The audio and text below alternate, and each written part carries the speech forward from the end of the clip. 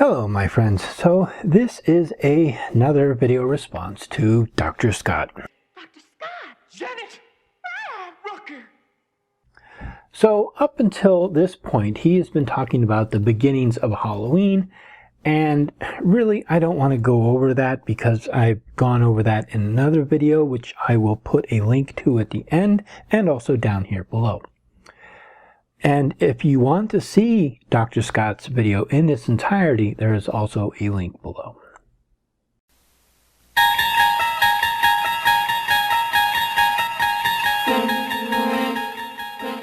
You're traveling through to another dimension, a dimension of not only paranoia and delusion, but of idiocy. A journey into a wondrous land whose boundaries are that of pure ignorance. Your next stop, the BatShitCrazy Zone.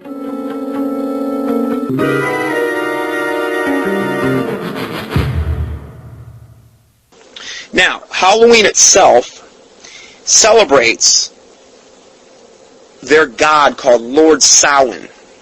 Okay? Now, Samhain is actually spelled S-A-M-H-A-I-N. Sounds like Samhain, but Samhain is actually the cultic way that you pronounce it. Who is this Lord Samhain? Well, he's considered the Lord of the Dead, the Horn God, the Stag God, basically Satan. No. You are showing pictures of Kerninos. There is no god or deity named Samhain or Samhain. Samhain is the Irish Gaelic name for end of summer. There is a whole development of how we get this word Samhain, which simply means the end of summer. There is Old Irish Gaelic of Samhrad, which is summer, and I'm probably pronouncing this name wrong. I seriously apologize. This word Samhain, or S-A-M-O-N, goes all the way back to the Coligny calendar, which was found in Coligny, France. And I will put the date below. I don't happen to know the date off the top of my head. But Samhain is the name for summer. So this word goes way back, but it is the name of a season, the season of summer. Okay. Halloween is actually celebrated by pagans as Satan's birthday. No, Halloween is celebrated, not celebrated as Satan's birthday. Samhain is celebrated at the end of summer, the beginning of winter, the end of the old, and the beginning of the new. It was viewed as one of the times of the year that the veil is thinnest between this world and the other. It is a time of celebration and feasting, of settling debts, usually celebrated on November the 1st. I mean that literally. They actually celebrate it as that as well. No, literally they do not. Originally it was celebrated on October 29th through October 31st. It was called the Celtic New Year. Okay? This was actually, for the Celts, their New Year. Not only was it the most wicked night of paganism that there was, but it was celebrated as their New Year. It was how they divided their pagan calendar, essentially. There is still some debate whether Samhain was indeed the Celtic New Year. Samhain, as the name means, is indeed the end of summer, or the end of the light half of the year, and opposite of Beltane, which is the end of winter and the beginning of summer. It was a 3-day fire festival. Okay, we're going to understand. We're going to look at what they were burning. Yes, Samhain is considered to be one of 4 fire festivals, namely Imbolc, February 1st, Beltane, which is on May 1st, Lughnasadh, which is on August the 1st, and Samhain, which is November the 1st. Okay. It was also considered the highest, holiest night of human sacrifice. No. No, it was not. The preferred sacrifice for a Satanist is always an infant. The preferred sacrifice for a Satanist is always an infant. I thought we were talking about the ancient Celts. Satanists do not sacrifice infants. Okay, I'm not saying that was always the case with Halloween, but we're going to look at this in depth. One of the places that this originally originated in the Celtic religion was in Stonehenge. Stonehenge predates the arrival of the Celtic culture in the British Isles. Archaeologists and historians have not come across any evidence to associate the stone monuments with the Celtic cultures. Okay, we see these big pictures of Stonehenge. Okay, we wonder, I wonder how the rocks got there.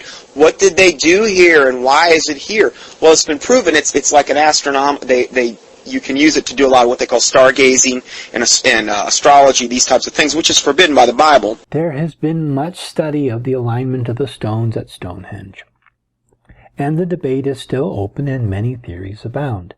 Two of the strongest are that Stonehenge aligns with the solstices, the phases and the moon, and Saturn. It may have been a type of calendar. The other is acoustics. Stonehenge, which has the inner sarsen stones, align in such a way that sound reverberates and echoes outward. Stonehenge is located in the Salisbury Plains of England, and it's considered what they call a megalithic circle. But actually what it was is a Druid temple of human sacrifice. No, there is no evidence to associate human sacrifice with the Druids and Stonehenge. Archaeologists have unearthed over 4,000 human skeletal remains underneath Stonehenge. I don't know the exact number, but this article claims around 63 bodies. The bodies found were buried there, and there is no evidence they were sacrificed there. Many burial mounds are around megalithic structures in Ireland, Scotland, and England. 4,000! That's a lot of people to kill. Now, these megalithic circles are all over the countryside there. They're not just in Stonehenge. Stonehenge happens to be the biggest, most well-known. Actually, I don't even think it's the biggest. I think there's some that are actually bigger in as far as girth. But it's the one that gets all the press and all the attention. I mean, if you go there, I've seen many news accounts, even recently, where they have their all kind of pagan festivals at Stonehenge. Still to this day, I mean, they do the whole witchcraft ritual, the whole 9 yards. I'm not saying they're killing people there. I mean, unless they're really being covert, but they're killing people there. If you have any evidence of this, which there has never been any, report it to the proper authorities. They still do the same stuff. So this ties into Halloween and a lot of its history. Okay, so they were sacrificing human beings. Now we're going to look at this further, so kind of bear with me here. The tradition of trick or treat. Okay, where did this actually originally come from? Well, in its purest form, if we look at the Druids, which were the high priests over the Celts, what would happen is prior to Halloween,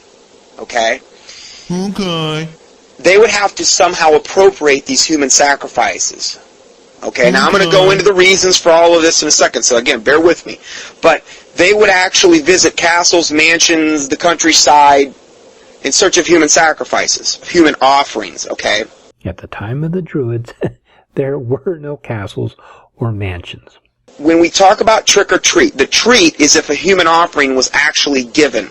Trick or treating is an American development and an expansion on the idea of soul cakes, where kids would offer prayers for deceased neighbors. If given a cake, they would pray for the souls of the departed. Soul cakes go back to the Middle Ages.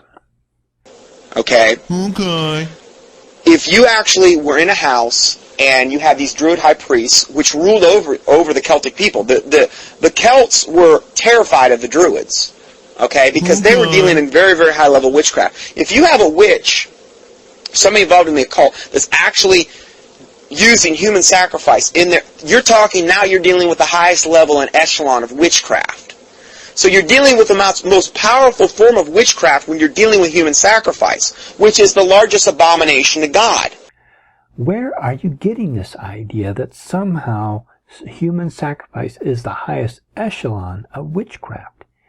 If anything, it is the most barbaric and inhumane, ridiculous belief right next to stoning people to death for adultery. Okay? Okay. But you're also dealing with very, very, very powerful magic. Now think about it. These people didn't have the gospel. They didn't know about Jesus Christ. They didn't have this advantage. Therefore, they really didn't have a whole lot of protection. I would not be intimidated by this as a Christian. Okay? Because if you're a Christian, you have the Holy Spirit living inside you. You can quote the Bible. There is great power in the weapons of our warfare, because the Bible talks about the weapons of our warfare, not carnal, but the mighty through the pulling down of strongholds. But a Celtic person living under the Druid high priesthood didn't have that same advantage. So they were very, very, very superstitious and very, very scared of what might happen to them. So if they came to your house and you actually gave them someone from your household, okay, to sacrifice. The Druids did not go door to door and request victims for human sacrifice. At least I have never, ever come across this concept anywhere. The treat, that would be the treat, okay? If you did that, what these Druid high priests would do is leave a jack-o'-lantern. Okay, now this is where all of these traditions ultimately originated from, okay? They didn't just come out of nowhere. Ugh. The Druids did not leave a jack-o'-lantern at the door of people who gave a sacrifice to them.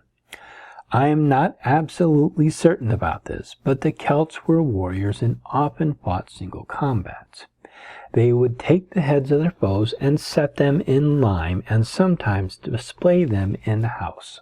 This may be where we get the idea or the concept of the early jack-o'-lanterns, which were carved in turnips.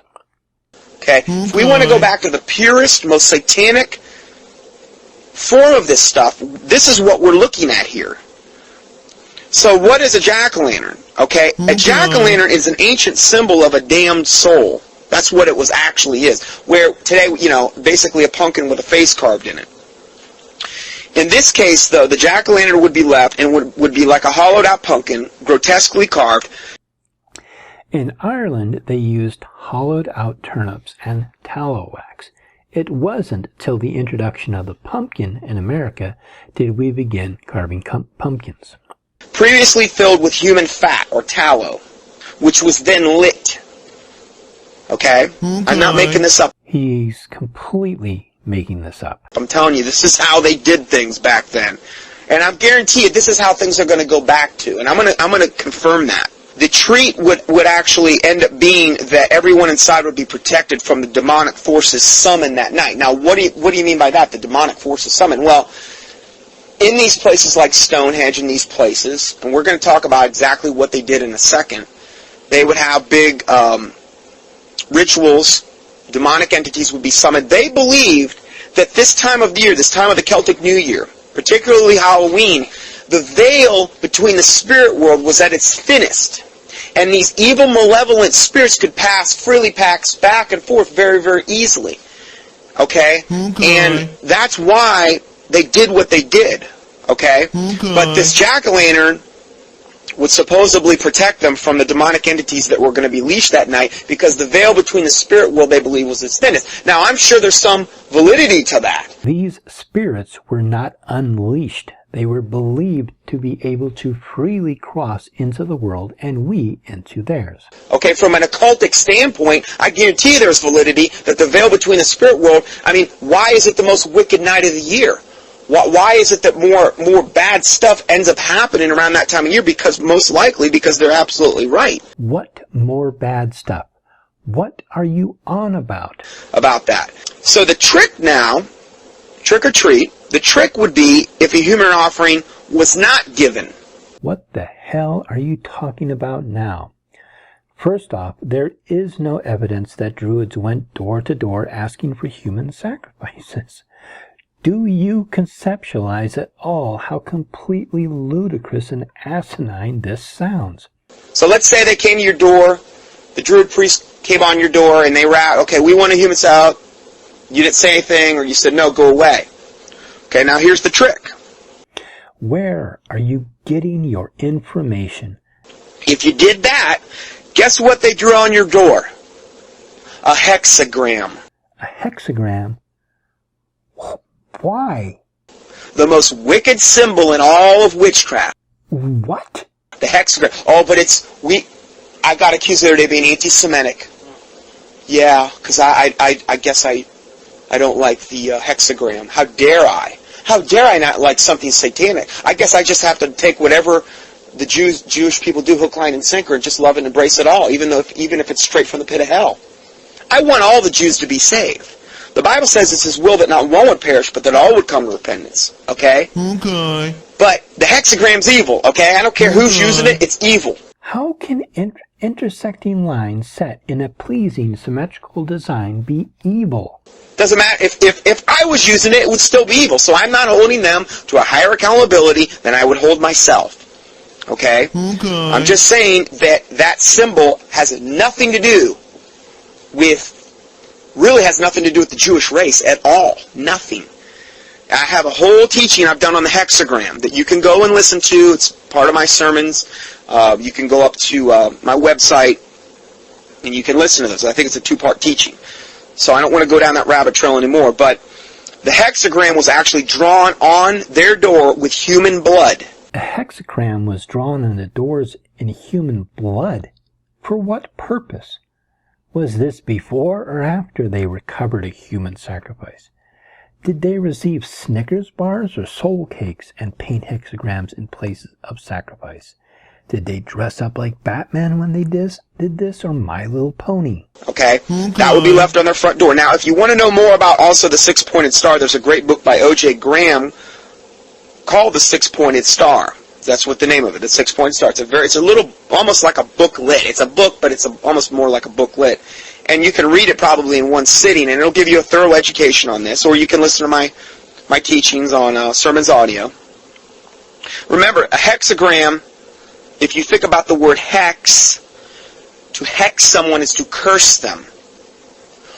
Wouldn't it make sense them putting a hexagram on your door if they were trying to curse you? Because that's what they were doing, right? Hex, in this context, means the number 6. From hexa, which means 6, plus the Greek gramma, which means line, meaning 6 lines. The term hex comes from German and means to bewitch or curse. These two words have similar sounds but mean completely different things. The hexagram is Greek in origin. The term to hex is Germanic. Hex. It's a six-pointed star.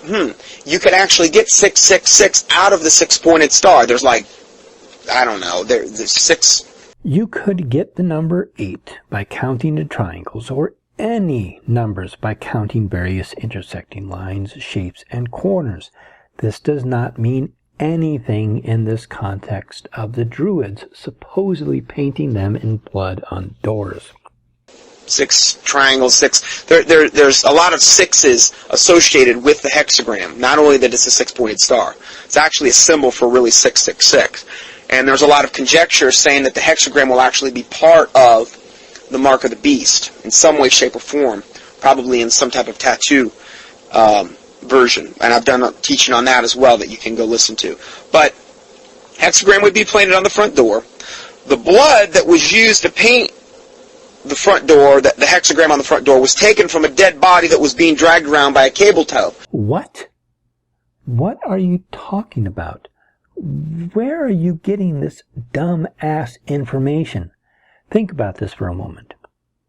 You have these Druids, I assume they're dressed in all white, dragging a dead body from house to house, village to village, over various types of terrain. You are proposing that all this time they are collecting others for sacrifice. The blood from the dead body is slowly being depleted by whatever wound was inflicted to get the blood in the first place, and the blood is drying up and draining from the body as it is dragged on the ground. Are you fucking serious? What is your source? Now, this sounds crazy, but I'm telling you, this is the way they practice their religion. What the fuck? And we're going back to this. Unfortunately, I mean, I'm not saying born-again Christians are.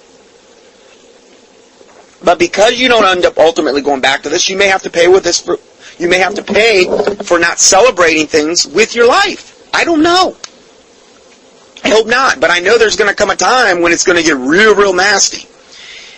And the Bible says that the Antichrist will cause craft to prosper, witchcraft. And that is the one world, the essence of the one world religion. It's going to be amalgamation of all religions, but the essence is going to be witchcraft.